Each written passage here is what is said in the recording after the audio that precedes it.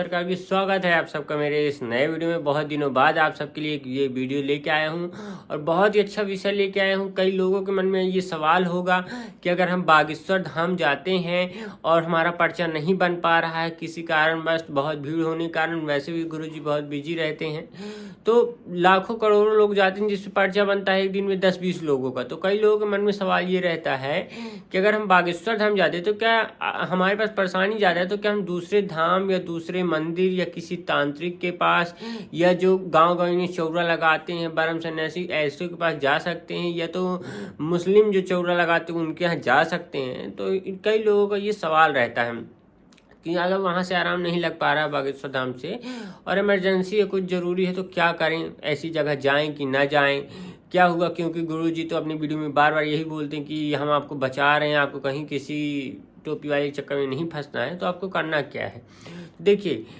करोड़ों लोग बागेश्वर धाम जाते हैं, अब नहीं बन पाता उनका पर्चा, तो वो क्या करें, बेचारे परेशान तो हैं ही। ऐसी विषम स्थिति में आपके पास एक दो ऑप्शन छोड़ते हैं गुरुजी ये कहते हैं, गुरुजी का मेन ये उद्देश्य रहता है कि आप हिंदू समाज के हैं तो आप मुस्लिम के चौकी चौरा न जाएं।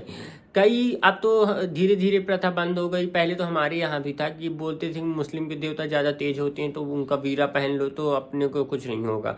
हमारे यहाँ की जो बात है, हमारा एक छोटा सा गांव है, वहाँ जो ऐसा चलता था पहले के समय में, आज से लगभग जब गुरुजी फेमस नहीं हुए तो कोरोना काल के पहले, उस समय यही होता था कि तो पहले के लोग ये चौकी चौरा बहुत मानते थे, वीरा तैंती। अब तो वीरा तैंती कुछ रह ही नहीं गया, जब से गुरुजी आए हमारे वो तो सबका भांडा ही फोड़ दिए। तो पहले ये बोला जाता था हमारे यहाँ कि अगर आप मुस्लिम की वीरा तैंती पहनोगे तो आपकी सुरक्षा अच्छी रहेगी, अपने उनके देवता तेज है, अपने तेज नहीं है। अब पता चल रहा कि क्या हकीकत है, वो सब फ्रॉड गिरी था, फर्जीगिरी था। तो गुरुजी आपको ये बचाते हैं कि आप मुस्लिम के यहाँ ना जाएं। दूसरा, हिंदू में भी कई लोग ऐसे होते हैं जो चौकी चौरा लगाते हैं। कोई बोलता है, किसी को बाराम आते हैं, किसी को सन्यासी आते हैं, किसी को माता आती हैं। तो देखिए अपनी अपनी श्रद्धा है, आते भी हैं नहीं भी आते हैं, ये नहीं कहेंगे कि नहीं आते, किसी को आते भी हैं, किसी को नहीं आते, अपनी अपनी भक्ति रहती है। कई तो फ्रॉडी भी रहते हैं, कई सही रहते हैं। तो गुरुजी वहाँ भी जाने से आपको मना करते हैं, लेकिन वहाँ कैसे, जहाँ आपसे पैसा लिया जाए, ठीक है। एक तो ये मान लीजिए कि अगर सामने वाला पैसा ले रहा है और उसके पास शक्ति भी है, तो उसकी शक्ति फिर काम नहीं करेगी, थोड़ी दिनों तक चलेगी, फिर उसकी शक्ति भी नष्ट हो जाएगी। अगर वो पैसा आपसे डिमांड कर रहा, मांग रहा, आप खुद ही देखिए कि बागेश्वर धाम के गुरुजी कभी किसी से डिमांड नहीं किए कि हमको इतना चाहिए, तो भगवान ने उनको इतना दिया कि रखने की जगह नहीं है। मतलब इतना पैसा उनके पास है, इतनी कमाई। आप सोचिए वहाँ दान पेटी में ही करोड़ों, न जाने कितने 100 करोड़ रुपए वहाँ चलता है। एक इंसान अगर 10 रुपये भी चढ़ाएगा, हम कहते कोई 5 चढ़ाएगा, तो कितने लोग रोज आते हैं। तो ये होता है। तो आपको पहली बात तो ऐसी मुस्लिम के यहाँ नहीं जाना है। दूसरा, आपको उनके यहाँ नहीं जाना, हिंदू के यहाँ की, मतलब उस हिंदू जो चौकी चौरा वाले के यहाँ की जो पैसा आपसे मांगे, आपको ऐसी जगह बिल्कुल नहीं जाना है। दूसरा, अगर आप बागेश्वर धाम जाते हैं और मुसलमान की चौरा भी जाते हैं, उनकी जो मजार मस्जिद कुछ भी होता हो ऐसी तैसी में जाए, हमको क्या करना है, तो वहाँ अगर आप जाते हैं तो फिर आपको एक चीज़ ये दिक्कत होगी कि आपका घर फलीभूत नहीं होगा, आपके घर में कोई ना कोई समस्या बनेगी, 100% गारंटी है। क्योंकि जिस घर में हनुमान जी आएंगे उस घर में मुर्गा आएगा, तो ऐसा मुझे तो नहीं लगता कि फलेगा। मैंने देखा भी है, कई लोग हैं ऐसे कि जो फलते नहीं हैं।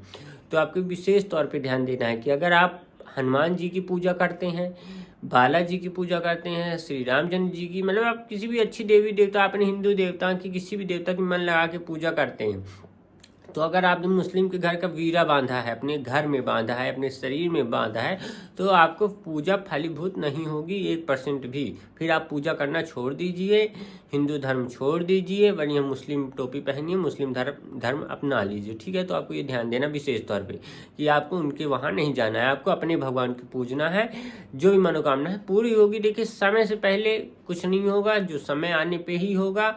आप ये सोचिए कि आप हनुमान जी की पूजा करके कल करोड़ों कमाना हो तो आज ही कमा ले, तो ऐसा नहीं होगा, समय से ही होगा, समय के बिना कुछ नहीं होगा, ठीक है। अब कई लोगों के मन ये रहते हैं कि जैसे बागेश्वर धाम के गुरुजी हैं वैसे ही दरबार कई लोग लगाते हैं। जैसे एक हमारे सतना के ही है, सिद्धेश्वर धाम सरकार के नाम से, एक और है सिद्धेश्वर धाम के नाम से, वो पन्ना में है, वहाँ तो भी मैं नहीं गया, लेकिन वहाँ सही मुझे नहीं लगा।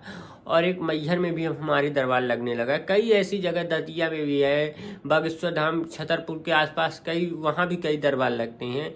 तो अगर आपको बागेश्वर धाम पे पर्चा नहीं बन रहा तो क्या आप कहीं और दरबार, किसी और दरबार में जा सकते हैं? मतलब इतने दरबार लगते हैं। तो देखिए इसका यही है कि वहाँ अगर भगवान को पूजा जा रहा है तो वहाँ आप जा सकते हैं। अगर भगवान को पूजा, वहाँ देखिए इनकी दो सिद्धि होती है, एक भूत प्रेत वाली, एक भगवान वाली। तो अगर जहाँ दूसरा है भूत प्रेत वाला तो वहाँ आप मत जाइए तो ही अच्छा है।